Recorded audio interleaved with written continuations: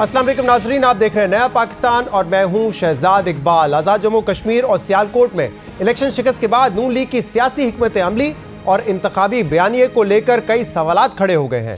मरीम नवाज की मुज़ाहमती सियासत और शहबाज शरीफ की खामोशी के बाद नून लीग की इंतखाबी सियासत का मुस्तकबिल क्या होगा, इस पर सवालात उठ रहे हैं। सवाल यह है कि क्या हालिया नाकामियों के बाद भी मुज़ाहमती ग्रुप पार्टी पर हावी रहेगा या हालिया धचकों के बाद बिल आखिर शहबाज शरीफ पार्टी पर अपनी गिरफ्त मजबूत करके पार्टी को अपने सोच के मुताबिक आगे चलाने में कामयाब हो जाएंगे। वैसे तो नून लीग की सफ़ों में इख्तलाफात की खबरें बहुत पहले से सामने आ रही थी, मगर अब पार्टी में मौजूद जो तकसीम है वो मज़ीद वाज़े हो गई है और इस तकसीम, इख्तलाफात और बयानिए की जंग का सारा खमियाजा नून लीग को इंतखाबी सियासत में शिकस्त की सूरत में उठाना पड़ा है। अहम बात यह है कि नून लीग के सदर शहबाज शरीफ ने वाज़े तौर पर खुद को आज़ाद जम्मू कश्मीर के इंतखाबात से अलग रखा था। शहबाज शरीफ ने ना इंतखाबी मुहिम में कोई हिस्सा लिया, ना कोई जलसा किया और ना ही इंतखाबात के रोज़ या उससे पहले ट्विटर या किसी प्रेस कॉन्फ्रेंस के जरिए अवाम से नून लीग को वोट डालने की कोई अपील की। सिर्फ यही नहीं, इलेक्शन हारने के फौरी बाद नून लीग के सीनियर रहनुमाओं ने प्रेस कॉन्फ्रेंस में इंतखाबी नताइज को मानने से इनकार कर दिया था। इस दौरान शहबाज शरीफ का इंतखाबी बेज़ाब्तगियों को लेकर मुख्तसर बयान तो सामने आया था, मगर इसके अलावा शहबाज शरीफ और उनका ट्विटर बिल्कुल खामोश रहा। 2 रोज़ पहले भी नून लीग के सीनियर रहनुमाओं ने इंतखाबी धांधली की बुनियाद पर मुल्क में और मुल्क के बाहर एहतजाज करने का ऐलान किया, धरने की कॉल भी दी है, मगर अभी तक इस बात का इल्म नहीं है कि शहबाज शरीफ इस मामले पर कहाँ खड़े हुए हैं। नून लीग को इस वक्त जिस मसले का सबसे ज्यादा सामना है वो क़यादत के दरमियान सोच और इख्तियारात की कशमकश और कन्फ्यूजन का है। मरीम नवाज इस वक्त पाकिस्तान में नून लीग की वाहिद लीडर है जो कि क्राउड पुल कर सकती हैं। वो पार्टी की मुज़ाहमती बयानिए की सबसे बड़ी शख्सियत है, मगर पार्लिमानी सियासत में उनका कोई रोल नहीं है और ना ही पार्टी की सियासत को लेकर उनके पास कोई एग्जीक्यूटिव पावर्स है। जबकि दूसरी तरफ पार्टी के अहम फैसलों और पार्लिमानी सियासत का सारा इख्तियार पार्टी के सदर शहबाज शरीफ के पास है, मगर शहबाज शरीफ ना ही क्राउड पुलर है और ना ही वो मुज़ाहमती और पार्टी पॉपुलर बयानिए को आगे लेकर चलते हैं। सोच और अप्रोच की इसी तकसीम की वजह से मरीम नवाज और शहबाज शरीफ माजी में मुख्तलिफ इशूज़ पर अलग अलग राय का इजहार करते रहे हैं। कैसे एक इशू पर मरीम नवाज और शहबाज शरीफ के बिल्कुल अलग अलग राय है और इसी इख्तलाफ राय की वजह से नून लीग इस वक्त शदीद कन्फ्यूजन का शिकार है। हालिया इलेक्शन में शिकस्त के बाद ये सवालात भी सामने आए हैं कि शहबाज शरीफ के बेटे हमजा शहबाज, जिन्हें नून लीग में इलेक्शन सियासत का एक्सपर्ट समझा जाता है, वो पूरी इलेक्शन मुहिम में कहाँ थे। इस सवाल के जवाब में भी नून लीग के मुख्तलिफ रहनुमा मुख्तलिफ राय रखते हैं। उनके जो राय है वो बिल्कुल डिफरेंट है। मोहम्मद जुबैर एतराफ़ करते हैं कि इंतखाबी मुहिम में मरीम नवाज और हमजा शहबाज साथ नहीं थे, जिसका नुकसान उठाना पड़ा है, मगर एहसन इकबाल कहते हैं कि हमजा शहबाज भी इंतखाबी मुहिम में पूरी तरीके से एक्टिव थे। अपने दस्तखतों से नोटिफिकेशन जारी हुआ जिसमें कि जो आज़ाद कश्मीर की, पंजाब की और पाकिस्तान की सीटें थीं, उनकी निगरानी का टास्क हमजा शहबाज शरीफ साहब को दिया गया और उन्होंने उसके लिए मुतअद्दिद मीटिंग्स की, इजलास किए और वो सब लोगों से राब्ते में थे। हमजा शहबाज इज क्रेडिटेड कि जी वो पंजाब की सियासत और कॉन्स्टिट्यूंसी पॉलिटिक्स और इंतखाबात हैं उसके माहिर समझे जाते हैं। उनका ना होना उस तरह से बिल्कुल एक इफेक्ट तो करेगा। मैं उस चीज़ को यहाँ पब्लिक में बैठ के तो नहीं डिस्कस कर सकता कि जी हमजा शहबाज उस तरह से रोल क्यों नहीं प्ले कर। ये बात ये नहीं है कि या मरियम होती या हमजा होते, कॉम्प्लीमेंट एक दूसरे को करते तो हो सकता है नताइज डिफरेंट होते। हमजा शहबाज ने इलेक्शन मुहिम में हिस्सा लिया या नहीं लिया, इस मामले पर भी नून लीगी रहनुमा कन्फ्यूजन का शिकार है और दोनों के बयानात मुख्तलिफ हैं और पार्टी में मौजूद इस कन्फ्यूजन का असर अब इंतखाबी नताइज पर भी पड़ता जा रहा है और इसीलिए अब देखना होगा कि नून लीग की हिकमत अमली आने वाले वक्त में क्या होती है। बयानिए में कोई तब्दीली आती है, जिस तरीके से इंतखाबात में हिस्सा ले रहे हैं उसमें कोई तब्दीली आती है या नहीं। इन मामलों पर बात करने के लिए हमारे साथ 2 सीनियर सहाफ़ी मौजूद हैं। हमारे साथ मौजूद होंगे मुजीबुर रहमान शामी साहब और इसके अलावा में ज्वाइन करें फ़ाद हुसैन साहब। आप दोनों का बहुत बहुत शुक्रिया वक्त देने के लिए। शामी साहब, पहले आपकी तरफ आता हूँ। मेरे ख्याल से किसी को इस बात पर कोई अभाम नहीं है कि 2 बयानिए नून लीग में थे, लेकिन अब आपको लगता है कि जो तकसीम है और जो इख्तलाफ है मरीम नवाज और शहबाज शरीफ साहब के दरमियान वो इतना बढ़ चुका है कि शहबाज शरीफ साहब ने अपने आप को इलेक्शन मुहिम से अलग रखा। उन्होंने अपने आप को भी और हमजा ने इलेक्शन मुहिम में कोई हिस्सा नहीं लिया, ना इलेक्शन के बाद कोई बात की।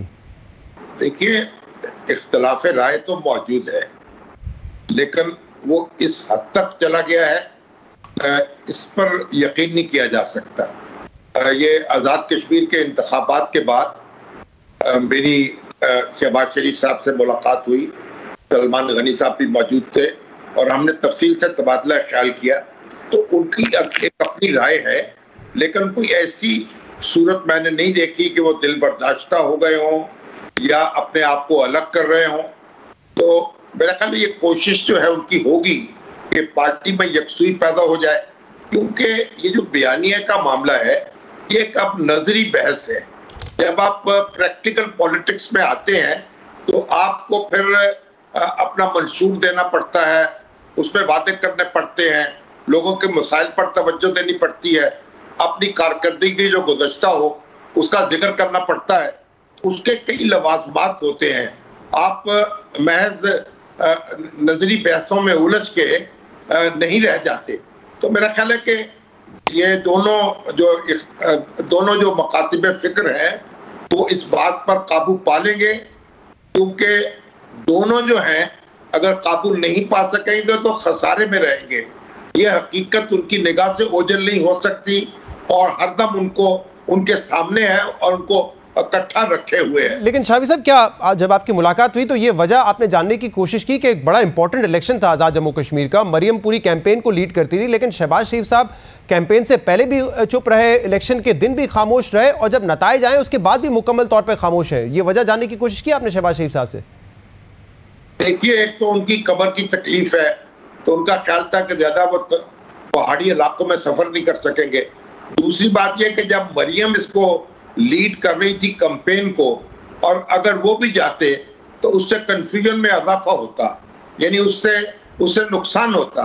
तो उन्होंने मुनासिब समझा कि मरियम जब इस कैंपेन को लीड कर रही हैं तो यकसुई के साथ वो अपना काम जारी रखें, और फिर जब नताइज सामने आएंगे तो फिर वो ज्यादा बेहतर तरीके से अपना मौका वादे कर सकेंगे। ये एक वजह उसकी हो सकती है। सही। फात हुसैन साहब, आपको क्या लगता है, सिर्फ तबीयत की वजह से इस कैंपेन में हिस्सा नहीं लिया शहबाज शरीफ साहब ने, या बाकायदा कोई हिकमत अमली नजर आती है और किसी किस्म की या नाराजगी है या तकसीम इतनी बढ़ चुकी है कि शहबाज शरीफ ने और हमजा शहबाज ने अपने आप को इस इलेक्शन से दूर रखा? देखिए शहजाद, ये जो मामला है मुस्लिम लीग नून के अंदर दो बयानियों, ये मुझे तो ये लगता है कि ये कुछ शिद्दत पकड़ता जा रहा है, क्योंकि ये कोई नई बात तो है और इतना अर्सा हो गया है, मैं भी इसको देख रहा हूँ, इस पर कर रहा हूँ, लिख भी रहा हूँ, आप भी देख रहे हैं, आप प्रोग्राम भी कर चुके, लेकिन मामला जू का तू है, बल्कि और खराब होता जा रहा है। शुरू में ये कहा जाता था कि दो ऑप्शन है, या तो ये कि ये एक गुड कॉप बैड कॉप खेल रहे हैं, या ये है कि मामला वक्त के साथ कुछ हद तक सेटल हो जाएंगे। लेकिन हाल में जो कुछ हुआ, जिस तरीके से आजाद कश्मीर के इलेक्शन की कैंपेन हुई, उसके बाद हमने देखा सियालकोट में क्या मामला हुआ, तो इससे कोई पीएमएलएन को हमें फायदा होता तो नजर नहीं आ रहा, बल्कि नुकसान ही होता नजर आ रहा है। और पार्टी के अंदर जो लोग हैं, जो उसकी सेकंड लाइन ऑफ लीडरशिप है या रैंक एंड फाइल है या वोटर है, उसमें भी कंफ्यूजन है कि ये पार्टी करना क्या चाह रही है, मुफाहिमत करनी है, मुजाहिमत करनी है, एस्टैब्लिशमेंट से टकराव करना है, नहीं करना। यानी शुरू के दिनों में तो चले समझ आती थी कि जी आप एक दबाव बढ़ा रहे हैं, लेकिन अब तो डेढ़ साल में जनरल इलेक्शन की कैंपेन शुरू हो जाएगी। तो मुझे लगता यूं है कि ये मामला जो है, ये पीएमएलएन को कहीं ना कहीं किसी ना किसी तरीके से सेटल करना पड़ेगा, और ये अल्टीमेटली मियां नवाज शरीफ के ऊपर ही ये जिम्मेदारी आएगी, क्योंकि वो कायद हैं, वो लीडर हैं, और वो जो कहते हैं वो जमात की पॉलिसी होती है, वो खामोश है। जब तक वो खामोश रहेंगे तो ये इस तरह ही चलता रहेगा कि जनाब मुफाहिमत कर रहे हैं या मुजाहिमत कर रहे हैं, नुकसान हो रहा है जमात। तो आपको लगता है कि शहबाज शरीफ साहब ने और हमजा शहबाज ने अपने आप को दूर रखा है जानबूझकर इस इलेक्शन से? देखिए, ये बात दुरुस्त है कि आजाद कश्मीर का जो इलेक्शन है उसमें मरियम साहिबा ने बाकायदा तौर पर लीड किया और शहबाज साहब जो हैं वो बिल्कुल उस तरीके में नहीं आए। ये बात ठीक है कि आप एक जरूरी नहीं है कि हर इलेक्शन में तमाम तर लीडर जो हैं वो, लेकिन जो खामोशी है, जो जिस तरीके से एक उसके ऊपर जो है बाकायदा बात नहीं हुई है या कोई और तरीके से उस पर कोई रद्द-ए-अमल नहीं आया, ये तो मुझे जरूर लग रहा है कि इसमें ये एक सोची समझी पॉलिसी नहीं है, ये उस अंदरूनी कशीदगी का एक रिफ्लेक्शन है जो हमें नजर आ रहा है। और फात साहब, आपने बात की कि मियां नवाज शरीफ साहब को अपनी खामोशी तोड़नी पड़ेगी, राना तनवीर साहब जैसे लीडर भी इस पर बात कर चुके हैं, तो वजह क्या है? जब आप इस पर लिख रहे हैं, तमाम लोग इस पर बात कर रहे हैं, तो नवाज शरीफ साहब खामोश क्यों रहेंगे? वो क्यों नहीं चाहेंगे कि आज़ाद जम्मू कश्मीर का इलेक्शन पूरी पार्टी एक होकर लड़े और जीते? और अगर वो चाहते हैं कि हमजा शहबाज भी कंट्रीब्यूट करे, शहबाज शरीफ भी कंट्रीब्यूट करे, और वो नहीं कर रहे हैं, तो इसका मतलब वो तो डिफाई कर रहे हैं, जो कि आज तक शहबाज शरीफ साहब ने किया नहीं है। वैसे दुरुस्त कह रहे हैं आप। देखिए, पार्टी के अंदर मुशावरत तो हो रही है, ये बात तो बिल्कुल मैं यानी वसूख से आपको बता सकता हूं कि कुछ दिन पहले भी बड़ी डिटेल तफसीली मीटिंग्स हुई हैं। जाहिर बात है मियां साहब क्योंकि लंदन बैठे हैं तो वो जूम पे मीटिंग्स होती हैं। अभी हाल ही में मीटिंग्स भी हुई हैं। उन मीटिंग्स में ये बात बार बार घूम फिर कर इसी बात पे बहस होती है कि हमने जमात को किस तरफ लेके जाना है, और जो उसका नतीजा है वो बिल्कुल वही है जो आपके सवाल में जो आपके सवाल का जो बुनियाद है कि इन तमाम तर मुलाकातों के बाद एक फैसला क्यों नहीं हो रहा। अब मैं सिर्फ ये गेस ही कर सकता हूं कि शायद जमात जो है वो अब इलेक्शन के करीब जाके कुछ एक पक्की बात करे, क्योंकि ये फैसला इतना आसान है भी नहीं। अगर मियां साहब कहते हैं कि जनाब ये काम करना है, तो पार्टी में बहुत बड़ी एक सोच है जो मुफाहिमत की हामी है। तो ये इतना आसान नहीं है कि आप एकदम एक हुक्म सादर कर दें और सब लाइन पर आ जाएं।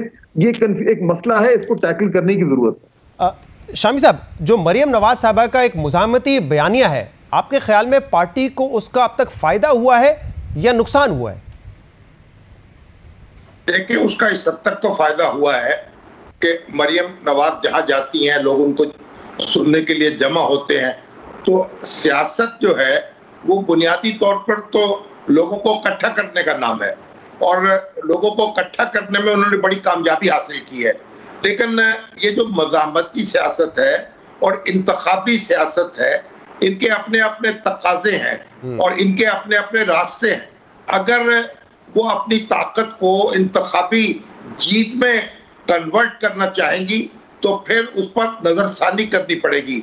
देखिए, जमात के अंदर जो लोग इलेक्टेबल्स हैं, जो इलेक्शन लड़ते हैं, जिनको जमीनी हकायक का सामना करना पड़ता है, वो इस मामले में उनकी राय और है। और जो ड्राइंग रूम पॉलिटिक्स करते हैं, वहां बहसें करते हैं, वो उनकी दानिश्वरी अपनी जगह है, लेकिन उनके ऊपर आप फील्ड के मामले में उन पर भरोसा नहीं कर सकते। तो ये मेरा ख्याल है कि मुस्लिम लीग के अपने मफाद में होगा कि ये चीज सेटल हो जाए, और जितनी जल्दी ये सेटल होगी उतना ही अच्छा होगा। तो एक तरफ तो आप कुछ ना कुछ तड़का तो लगाएंगे, कोई नमक भी, कोई मिर्च भी, ये तो बाकी रहनी चाहिए।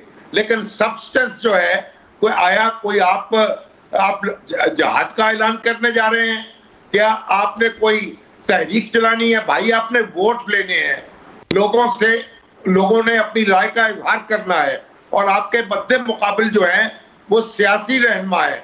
उन सियासी रहनुमाओं से आपने डील करना है। अगर आप उनकी बजाय हवा में तीर चलाते रहेंगे तो फिर जाहिर है कि नुकसान होगा।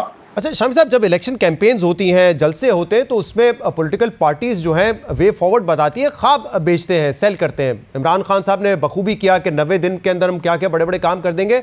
लेकिन आपको क्या लगता है कि इस वक्त वो बात मिसिंग है नून लीग की सियासत में से, नून लीग के कैंपेन में से? क्योंकि जो बात होती है मरियम साहिबा की तरफ से ज़्यादातर वो या तो हुकूमत पे तनकीद की होती है या अपनी माजी की जो अचीवमेंट्स है उनको गिनवाते हैं, लेकिन वे फॉरवर्ड क्या आवाम को देंगे इस पर जिक्र नहीं होता। क्या आपके ख्याल में ये एक माइनस और मिसिंग पॉइंट है? देखिए, मुस्लिम लीग की सियासत आज तक तो ये रही है कि वो डेवलपमेंट की, तरक्की की और इकोनॉमी की बात करती रही है। और उसमें आपने देखी है कि एक जैसे आप एनर्जी का क्राइसिस था, जिस तरह उससे निपटी है मुस्लिम लीग नून, और फिर दहशतगर्दी का जिस तरह खात्मा हुआ है, फिर ग्रोथ जो है जिस तरह इकोनॉमी में आई है, तो उसके असरात मुरतब हुए हैं। तो अब भी मुस्लिम लीग नून को एक मंशूर देना पड़ेगा वाज़ेह तौर पर। जो मुआशी मसाइल हैं, जो इंतजामी मसाइल हैं, उनकी तरफ तवज्जो देनी होगी। बड़ा मखमसा है, लेकिन इससे निकलना पड़ेगा, वरना इसमें फंस के रह जाएंगे आप। फात साहब, आप कैसे देखते हैं? वोट को इज्जत दो का बयानिया है, लेकिन इसके अलावा मरियम साहिबा की जो तकरीर होती है उसमें शिद्दत हमें बहुत नज़र आती है, इख्तलाफ राय नज़र आता है, हुकूमत पे तनकीद नज़र आती है, लेकिन वो जो एक ख्वाब सेल करना होता है आपने अपने वोटर्स को, आगे जाके क्या करेंगे, वो नज़र नहीं आता। क्या आपके ख्याल में ये कमी है?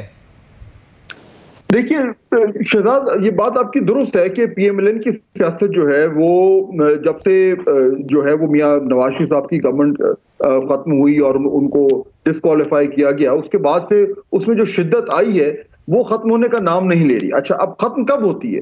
वो तब होती है जब बीच में एक फेज आता है जब एकदम खामोशी हो जाती है, और उस खामोशी के पीछे भी कोई रीजन होता है। लेकिन हमने पिछले 2-3, 4 साल में देखा कि कई मुतअद्दिद बार वो खामोशी हुई और उसके बाद उस खामोशी को तोड़ा गया।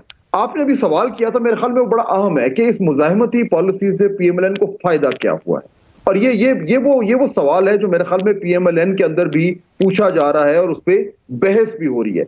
इसका जवाब ढूंढना जो है वो बड़ा जरूरी है। देखिए, अभी तक तो जितने इलेक्शन हुए हैं उसमें कुछ पीएमएलएन जीती है और उसके बाद अब जो रिसेंट इलेक्शन है वो हारी है। लेकिन जो बड़ा सवाल है शहजाद, अल्टीमेटली जो हर जमात को पूछना चाहिए और पीएमएलएन पूछ भी रही है, वो ये कि इस पॉलिसी के तहत क्या 2023 के इलेक्शन में वो इक़्तिदार के करीब आ रहे हैं? क्या उनकी पोजीशन बेहतर होती जा रही है? क्या उनकी सिस्टम में स्पेस ज्यादा होती जा रही है? अगर इनका जवाब है नहीं, तो फिर पीएमएलएन के लिए मेरे ख्याल में बहुत हद तक अपनी हिकमत अमली पर एक जायजा लेने की जरूरत है। इस वक्त मामला जो हैं वो अनक्लियर हैं और कंफ्यूजन की वजह से पीएमएलएन के जो अपोनेंट्स हैं, उनके मुखालिफिन हैं, उनको फायदा हो रहा है। शामी साहब, जैसे अभी फाद हुसैन साहब ने कहा कि अब अगले इलेक्शन से पहले नवाज शरीफ साहब ने फैसला कर लेना है कि क्या हमारी स्ट्रैटेजी होगी। आपको क्या लगता है इस वक्त जो भी स्ट्रैटेजी है वो नवाज शरीफ साहब की जो मर्जी है उसी के मुताबिक है, या दोनों में से कोई ना कोई एक डिफाइंड पोजीशन में है? या मरियम नवाज साहब बात नहीं सुनने को तैयार, या शहबाज शरीफ साहब ये कह रहे हैं कि अगर आपने मरियम की स्ट्रैटेजी को आगे लेके चलना है तो मैं पीछे बैठ जाता हूं, मैं खामोश हो जाता हूं? देखिए, मेरा ख्याल नवाज शरीफ साहब के यहाँ भी कुछ क्लैरिटी जो है उसकी कमी महसूस हो रही है। देखिए, जब आपने आर्मी चीफ की जो एक्सटेंशन के मामले में वोट दिया था तो इसका मतलब ये था कि आपने एक बातचीत का रास्ता खोला है, एक दरवाजा खुला है, और अब आप उस ट्रैक पे चलेंगे। अब ये सफर आपको जरा सोच समझ के आगे बढ़ना होगा। अब फौरी तौर पर नताइज मुरतब नहीं हो सकते, और अभी आप देखिए बहुत हालात तब्दील हो चुके हैं। अब वो फोर्सेज उस तरीके से काम नहीं कर रही जो आज से 4 साल पहले, 5 साल पहले, 3 साल पहले कर रही थी, और वहां उस वक्त के जो मसाइल थे। तो अब तो आपको मुस्तकबिल पर नजर रखनी होगी और मुस्तकबिल पर नजर रखते हुए आगे बढ़ना होगा।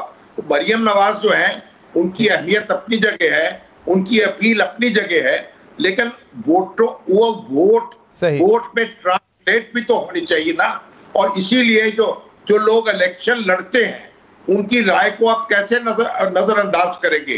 क्योंकि इलेक्शन अगर सिर्फ आप नजरी बहसों पर और नारों पे सारी एनर्जी लगा देंगे तो फिर ऑन ग्राउंड मुकाबला अपने हरीफों का कैसे करेंगे? ठीक है। तो मेरा ख्याल ये जो हालात आगे बढ़ेंगे, ये मखमसा जो है वो दूर होगा और एक वाज़ेह पोजीशन जो है वो इख्तियार करती चली जाएगी मुस्लिम लीग। बहुत बहुत शुक्रिया मुजीबुर रहमान शामी साहब। फाद हुसैन साहब हमारे साथ मौजूद थे। प्रोग्राम में शामिल करेंगे एक ब्रेक और उसके बाद मजीद बात करेंगे। हमारे साथ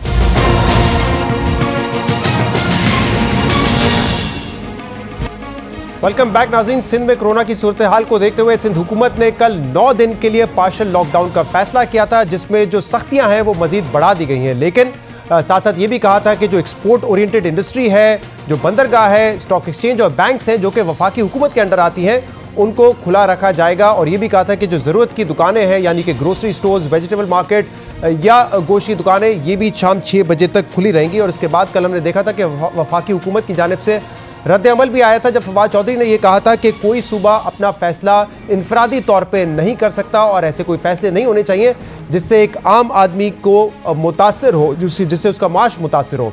और आज हमने देखा है कि सिंध के गवर्नर इमरान इस्माइल ने भी इस पर बात की। उन्होंने कहा है कि कोई सूबा अकेला फैसला नहीं कर सकता और ज़रूरत इस बात की थी जो SOPs थे उस पर ठीक तरीके से अमल दरामद करवाया जाता। और इमरान इस्माइल साहब का यह भी कहना था कि सिंध हुकूमत को चाहिए कि जो लॉकडाउन का फैसला है उस पर नजर सानी करें।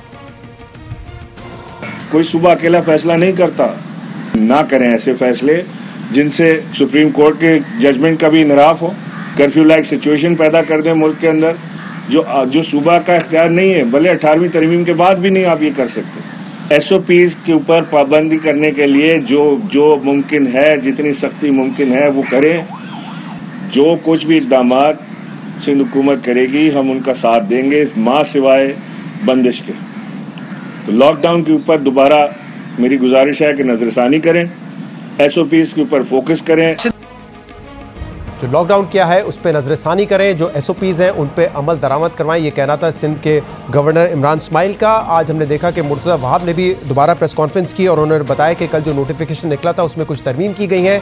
NCOC से बातचीत के बाद इसमें तरमीम की गई, जिसमें उन्होंने कहा कि पब्लिक ट्रांसपोर्ट जिसको मुकम्मल तौर पर बंद किया था, अब वैक्सीनेशन सेंटर्स के लिए पब्लिक ट्रांसपोर्ट खुला होगा। डबल सवारी को मना कर दिया था, बंदिश लगा दी थी, लेकिन अब डबल सवारी की इजाज़त होगी। साथ में ये भी कहा है कि वो फैक्ट्रीज जहाँ पे 100% मुलाजमीन को वैक्सीनेशन लग चुकी होगी वो फैक्ट्रीज खोली जा सकेंगी। और ये भी कहा है उन्होंने कि जो वायलेशंस होंगी, अगर SOPs की वायलेशंस होंगी, कोई दुकान खोलेगा या कोई डाइन इन करवाएगा रेस्टोरेंट में, तो फिर उनकी दुकानें, उनके रेस्टोरेंट्स को 30 दिन के लिए सील कर दिया जाएगा। सिंध हुकूमत ने अभी एक और नोटिफिकेशन हम निकालने जा रहे हैं, जिसमें पब्लिक ट्रांसपोर्ट को इजाज़त दे रहे हैं कि वो एक जगह से वैक्सीनेशन सेंटर तक नकलो हरकत कर सकेगा। डबल सवारी पर पाबंदी लगाई गई थी, उस डबल सवारी की पाबंदी को ख़त्म किया जा रहा है कि ठीक है जी, वैक्सीनेशन के लिए लोग जाना चाहते हैं तो चले जाएं। वो इंडस्ट्रीज़ जिन्होंने अपने मुलाजमीन की 100% वैक्सीनेशन करवा ली है, उनको काम करने की इजाज़त दी जाएगी। रेस्टोरेंट्स, बेकरीज, दूध की दुकानें, उसके बारे में कहा गया कि जी इनको टाइम कंस्ट्रेंट नहीं होना चाहिए, वो भी करने जा रहे हैं। अगर कोई शख्स, कोई इदारा SOP की वायलेशन करेगा, उसको सील किया जाएगा और 30 रोज़ के लिए सील किया जाएगा, और वो 30 रोज़ स्टार्ट होंगे 9 अगस्त से। तो मुर्तज़ा वहाब बता रहे थे कि जो कल नोटिफिकेशन जारी किया था उसमें क्या क्या तब्दीलियां की गई हैं। अब से कुछ देर पहले NCOC के चेयरपर्सन असद उमर साहब के कुछ ट्वीट सामने आए थे, जिसमें उन्होंने कहा है कि जो सिंध हुकूमत ने कल फैसले किए हैं, ख़ास तौर पे सनत और ट्रांसपोर्ट की बंदिश के बारे में, उन पर नज़रसानी की ज़रूरत है। हमने कल भी और आज भी अपने नुक्ता नज़र से आगाह किया था, जिसकी बुनियाद पर जुज़वी तब्दीली की गई है, जो खुशाइंद है, लेकिन अभी भी मज़ीद तरमीम की ज़रूरत है। उम्मीद है कि कल के NCOC के इजलास में सिंध हुकूमत इन तमाम मामलात पर मज़ीद तफसील में मुशावरत करेगी और मुशावरत से एक सियासी हिकमत अमली वाज़े होगी, जिसमें रियासत के सब सतून मिलकर सिंध के अवाम की सेहत और रोज़गार दोनों का दिफा करेंगे। ये असद उमर साहब ने अपने ट्वीट में कहा है। हम इस पर तफसील से बात करेंगे। नासिर हुसैन शाह साहब वज़ीर इत्तलात हमारे साथ मौजूद होंगे, लेकिन इससे पहले हमारे नुमाइंदे अब से कुछ देर पहले कराची में मौजूद थे, कराची के मुख्तलिफ इलाकों में मौजूद थे, और उनसे हमने जाना कि जो कल अहकाम जारी किए गए हैं उस पर कितना अमल दरामद हो रहा है। तो पहले सुनते हैं कि रियाज एंडी जो कि बोल्टन मार्केट पे मौजूद थे, वो क्या तफसीलात बता रहे हैं। जी शहजाद, देखें मैं इस वक्त मौजूद हूँ कराची की कपड़ा मार्केट के अंदर। अगर आप बैकग्राउंड में देखें, नॉर्मली बिजी एरिया है, लेकिन इस वक्त बिल्कुल खाली है, सन्नाटा है। मोस्टली दुकानें जो है वो बंद है, और अतराफ़ में जो बोल्टन मार्केट का एरिया है ये भी आपको दिखाना चाहूँगा।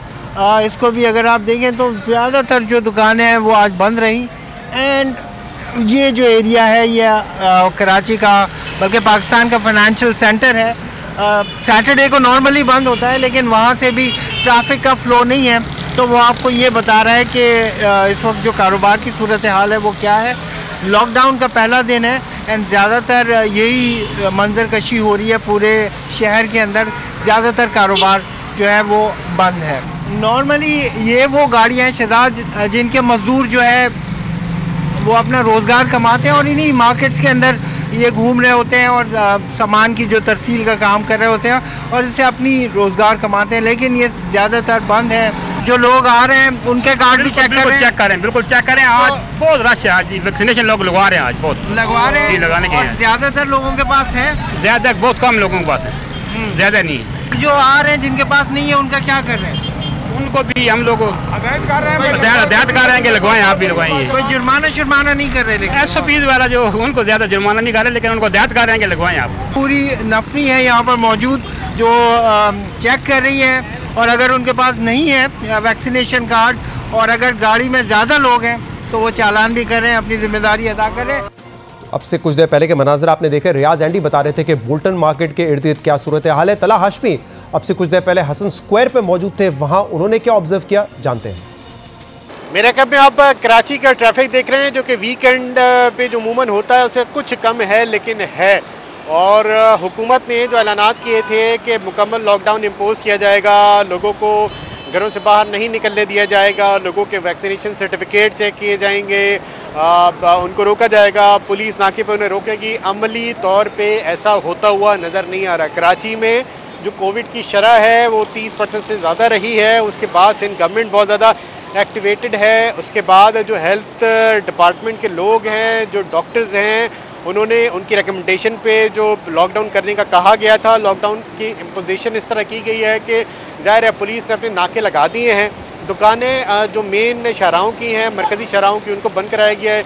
गलियों की दुकानें अभी भी खुली हुई हैं। इसके साथ साथ ये कहा गया था कि जो वैक्सीनेशन सर्टिफिकेट हैं वो लोग अपने साथ रखें, क्योंकि जब वो बाहर निकलेंगे तो उनके वैक्सीनेशन सर्टिफिकेट चेक किए जाएंगे, जिसको नहीं होगा उसको वापस भेजा जाएगा। तो ऐसा होता हुआ अमली तौर पे नज़र नहीं आ रहा। मैंने कई नाके देखे पुलिस के, जहाँ पुलिस एहलकार मौजूद तो हैं, वहाँ पे जो पुलिस मोबाइल भी खड़ी हुई हैं, नफरी भी है, लेकिन वहाँ पे ना ही कोई चेकिंग का अमल है, ना ही लोगों को पूछा जा रहा है। और सबसे बड़ी बात यह है कि जो कराची के शहरी हैं, इस तमाम सूरत हाल के बावजूद, इतना तमाम उनको सेंसिटाइज करने के बावजूद, जो उनका एक रवैया है बहुत ज़्यादा गैर मोहतात और लापरवाह है। बहुत सारे ऐसे लोग हैं जिन्होंने मास्क नहीं पहना हुआ। हम एक्सपो सेंटर पर भी मौजूद रहे हैं, वहाँ पर भी जो लोग हैं बहुत लंबी लंबी कतारें लगी हुई हैं।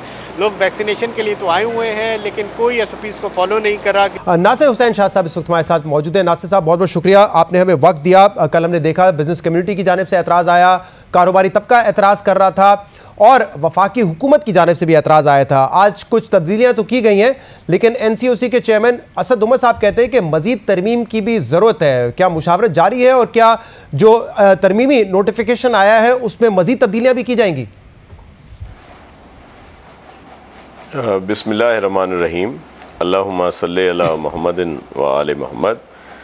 देखिए, हमने ये जो लॉकडाउन है, कल भी आपने भी कहा अपने उसमें कि ये CM साहब ने वजाहत कर दी थी कल ही कि ये पार्शल लॉकडाउन है, वो इस तरह का नहीं है जिस तरह आज मेरे मोहतरम गवर्नर साहब कह रहे थे कि कर्फ्यू की जैसा है, दीगर चीज़ें हैं।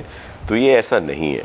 आपने ख़ुद भी बताया कि जो इंडस्ट्रीज़ चल रही हैं, पोर्ट एक्टिविटी है, जो एक्सपोर्ट और से रिलेटेड इंडस्ट्रीज़ हैं, फिर अब जैसे आज मुर्ज़ा वहाब साहब ने भी क्लियर किया कि जो स्टाफ जिनका पूरा लेबर वैक्सीनेटेड होगा 100% उनको भी इजाज़त दी जाएगी। इससे हम थोड़ा ये इंसेंटिव भी दे रहे हैं दीगर इंडस्ट्रीज़ को भी कि वो भी अपने पूरे स्टाफ को वैक्सीनेशन कराएं उनकी, ताकि उनको भी इजाज़त दी जा सके। तो हमने ये सारे चीज़ें, मुश्किल फ़ैसले, अनपॉपुलर फ़ैसले जो हैं लोगों को बचाने के लिए की। वो जैसे आपने कहा कि किसी मिनिस्टर साहब ने कहा कि मुआश जो है उसका वो हो रहा है, तो इंसानी जान की कोई कदर नहीं।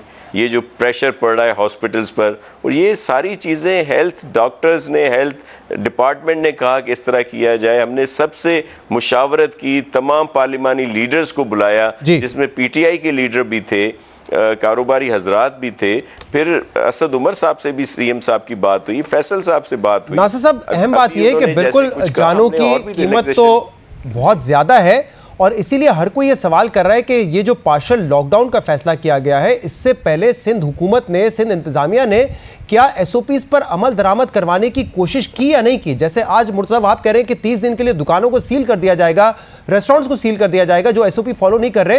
पिछले 2 महीने से तो बिल्कुल ही आज़ादी थी, यानी कि आप लोग नोटिफिकेशन निकालते हैं कि गाइडलाइंस फॉलो करें, SOP पर अमल दरामद करें, लेकिन उसको चेक रखने के लिए उस पर अमल दरामद करवाने के लिए तो कोई कोशिश नजर नहीं आई सिंध हुकूमत की। तो वो पहला मरहला था जिसमें आप लोगों की कोई एफर्ट नहीं नजर आई है। शहजाद इकबाल साहब, हमने मुकम्मल तौर पर एफर्ट्स की।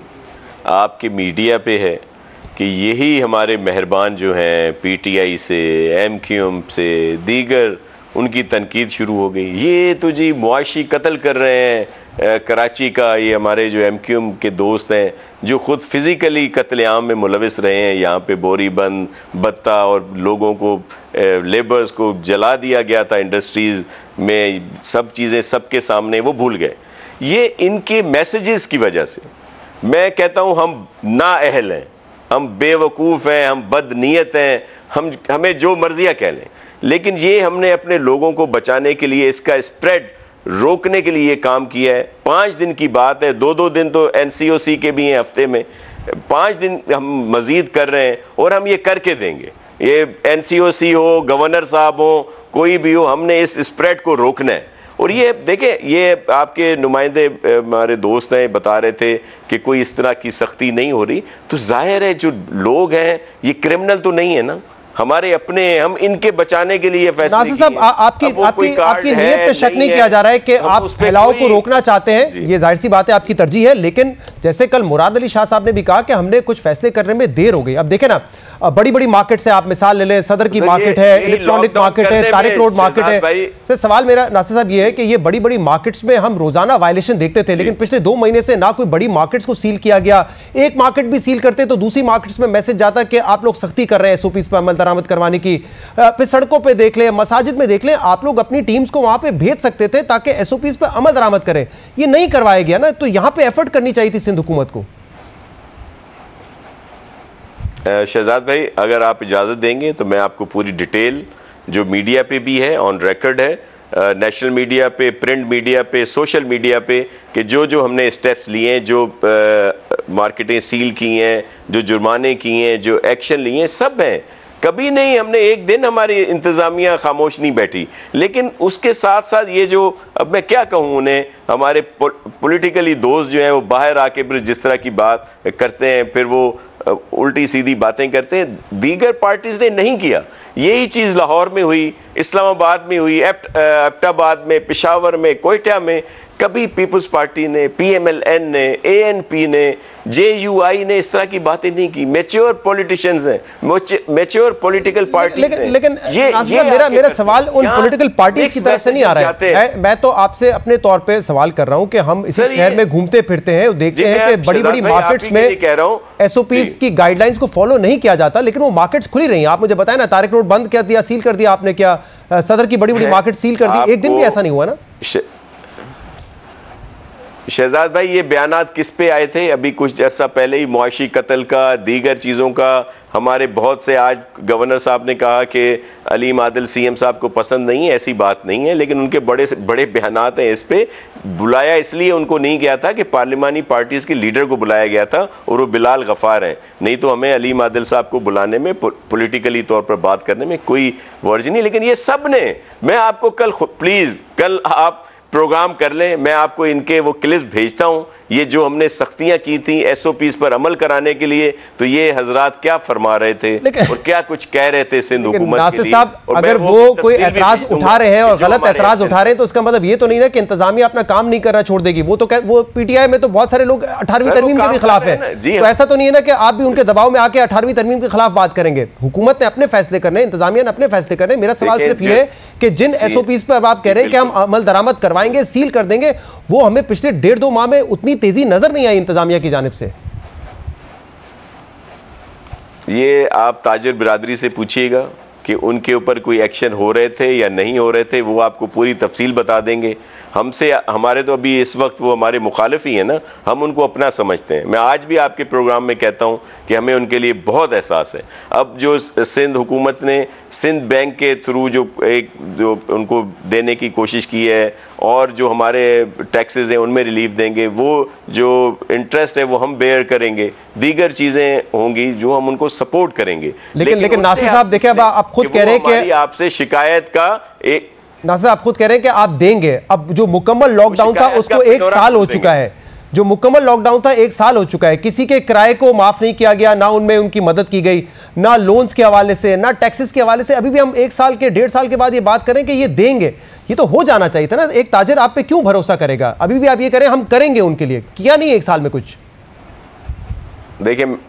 देखिए सिंध बैंक का ये जो है उनके साथ राब्ता है, इख्बारों में हमने इश्तिहार दिए हैं, वो कल मैं आपको अभी भेज देता हूँ। आप नेक्स्ट प्रोग्राम में मैं ना भी हूँ तो ज़रूर दिखा दीजिएगा सबको, उस पर डेट होगी को आज हमने नहीं दिया, काफ़ी अरसे से वो इश्तिहार दिया जा रहा है कि कारोबारी लोग आएँ, हम उनको सपोर्ट करेंगे। जो सिंध हुकूमत का एक प्रोग्राम है, उसके अलावा जो हमारे टैक्सेस थे सिंध हुकूमत के, उसमें हमने हमेशा सपोर्ट दी है, या सेसी है, दीगर चीज़ें हैं उसमें जो हमारे बस में, और हमने फेडरल गवर्नमेंट को भी लिखा है। बहुत बहुत शुक्रिया, बहुत बहुत शुक्रिया। नासिर हुसैन शाह साहब हमारे साथ मौजूद थे। कल ताजिर ये शिकायत कर रहे थे कि जो वादे हमसे पूरे किए गए थे वो वादे पूरे नहीं हुए, ना तो किराए में किसी किस्म की छूट मिली है, ना टैक्स रिलीफ मिला है, और ना हमें जो कर्जे मिलते हैं उनके ऊपर भी जो कहा था कि कम लोन में देंगे, कम इंटरेस्ट में देंगे, वो भी पूरा नहीं हुआ है। एक ब्रेक के बाद मजीद बात करेंगे, हमारे साथ रहिए।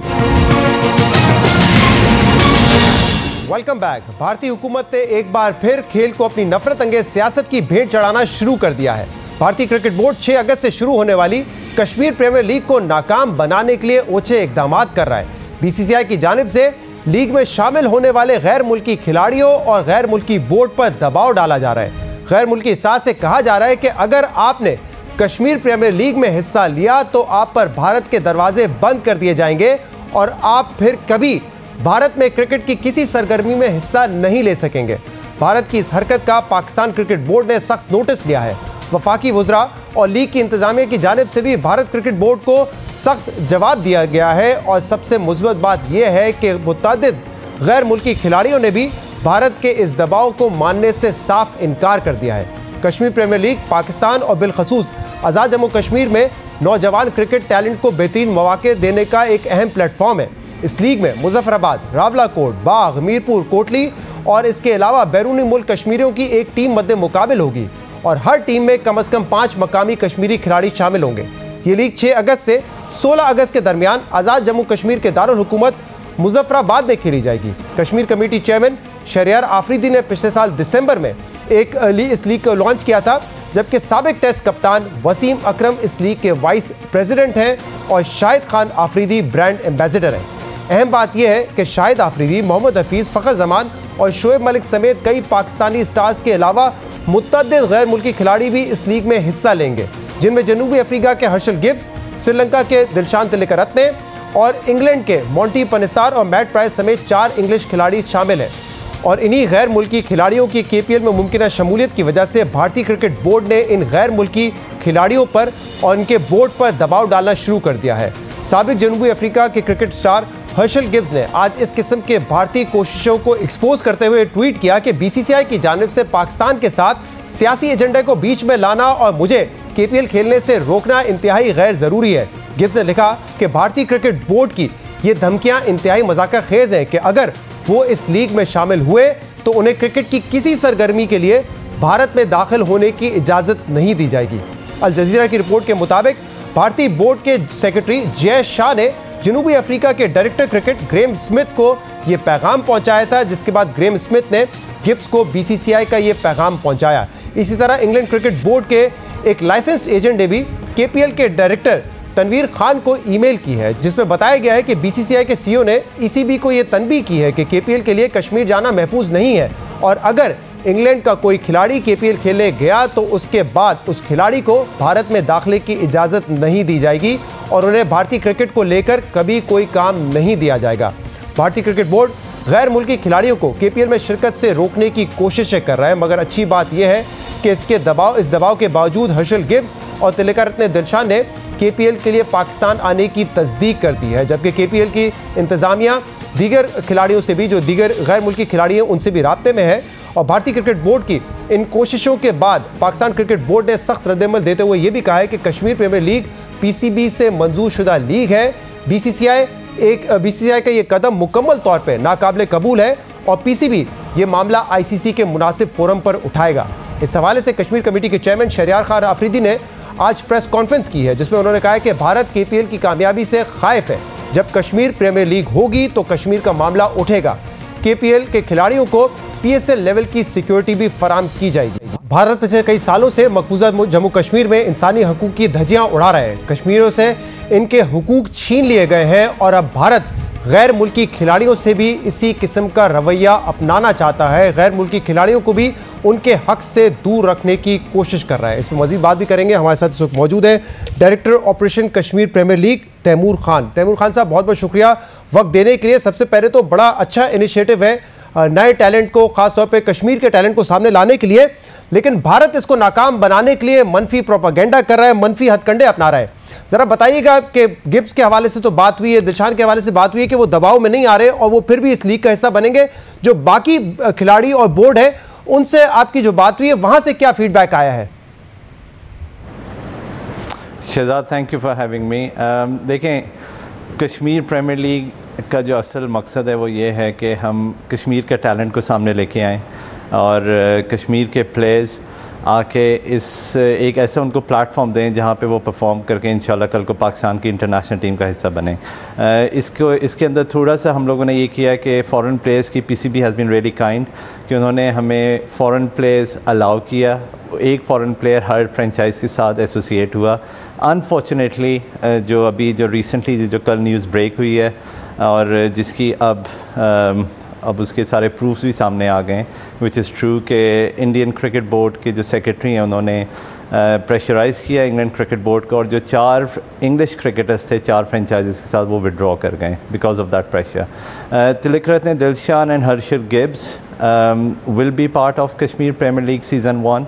वो दोनों ट्रैवल कर रहे हैं और in the next 2 to 3 days वो पाकिस्तान पहुंच जाएंगे इंशाल्लाह इस लीग में पार्टिसिपेट करने के लिए। और मेरे ख्याल में ये कश्मीरी बच्चों के लिए बहुत बड़ी अपॉर्चुनिटी है। सिर्फ कश्मीरी क्रिकेटर्स जो इस फ्रेंचाइज क्रिकेट का हिस्सा बनेंगे सिर्फ उनके लिए नहीं, बल्कि तमाम कश्मीरी जो कश्मीर में रहते हैं, क्योंकि ये लीग आपको पता है जैसे 6 अगस्त से 17 अगस्त तक मुजफ्फराबाद के खूबसूरत क्रिकेट स्टेडियम में खेली जा रही है। तो वहाँ पे जब इस तरह के सुपरस्टार्स आके इन बच्चों के साथ खेलेंगे तो मेरे ख्याल में absolutely brilliant opportunity for these young Kashmiri cricketers. अच्छा, लेकिन तैमूर साहब आप ये बता रहे हैं कि जो इंग्लिश प्लेयर्स थे वो दबाव में आए हैं और अब वो विड्रॉ कर गए हैं। हर टीम में एक ओवरसीज़ प्लेयर था, तो अब क्या करेंगे इतने शॉर्ट नोटिस पे?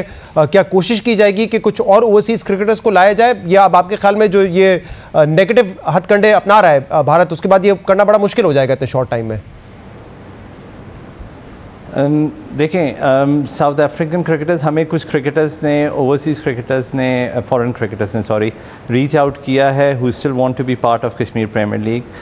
वो इंग्लिश क्रिकेटर्स नहीं हैं। येस, इंग्लिश क्रिकेटर्स उनके प्रेशर में आए और उन्होंने अपने आप को विड्रॉ किया, but again as from Kashmir premiere league point of view कि उन लोगों ने शुरू में इस लीग का हिस्सा बने, वो ड्राफ्ट में आए, वी स्टिल थैंक देम।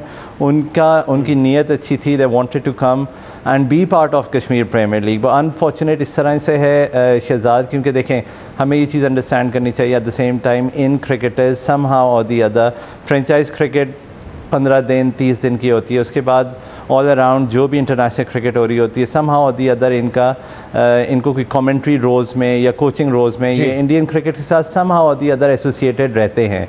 तो मेरे ख्याल में इनको उस लेवल पे जाके थ्रेट किया गया है जिसकी वजह से उन्होंने थोड़ा सा इनसिक्योर फील किया और उन्होंने इससे पुल आउट किया है। दूसरे प्लेयर्स की जहाँ तक आप बात करें, हमने इस तमाम फ्रेंचाइजीज़ ओनर्स को, उनके कोचेज़ को इसमें कॉन्फिडेंस में लिया है। हम लोग कोशिश कर रहे हैं एज ए लीग कि अगर हम लेके आ सकें, लेकिन जो सबसे अच्छी चीज़ है इसके अंदर वो ये है कि तमाम वो फ्रेंचाइजेस जिनके फॉरेन प्लेयर्स इससे विड्रॉ कर गए हैं, जो 4 इंग्लिश क्रिकेटर्स, उन्होंने उन 2 फ्रेंचाइजेस जिनके प्लेयर्स आ रहे हैं, एक मुजफ्फराबाद टाइगर से तिलकरत्न दिलशान खेलेंगे और ओवरसीज़ वॉरियर्स से हर्षल गिब्स खेलेंगे, तो उन्होंने ये एक कॉन्फिडेंस दिया और उन्होंने इसको सपोर्ट किया कि उन दोनों को आने दें, और अगर वो दोनों ही आके लीग का हिस्सा बनते हैं तो उन्होंने अपनी फ्रेंचाइज से बढ़ के इस चीज़ को सोचा in the bigger interest of the league और इस लीग की प्रमोशन और इसको ग्रो करने में, which is a great initiative and I thank all the franchise owners for that. Taimur Khan साहब, बहुत बहुत शुक्रिया शो पर भी ज्वाइन करने के लिए, और उम्मीद करते हैं कि जैसे PSL कामयाब हुई है इसी तरीके से कश्मीर प्रीमियर लीग भी कामयाब हो। Best of luck and thank you very much for joining us. तो आपने देखा कि जो इंग्लिश प्लेयर्स थे उन्होंने कहा कि वो दबाव में आए हैं क्योंकि ऑब्वियसली पूरा साल कहीं ना कहीं इंडियन टेलीविज़न से या कमेंट्री के लिए या किसी और टास्क के लिए ज़रूरत पड़ सकती है, इसीलिए इंग्लिश क्रिकेटर्स दबाव में आके विड्रॉ कर गए हैं। बट जो बाकी 2 प्लेयर्स हैं दिलशान और हर्षल गिब्स, वो इस प्रीमियर लीग का हिस्सा बनेंगे। आज के प्रोग्राम में इतना ही। शो से इजाज़त दीजिए। अल्लाह हाफ़िज़।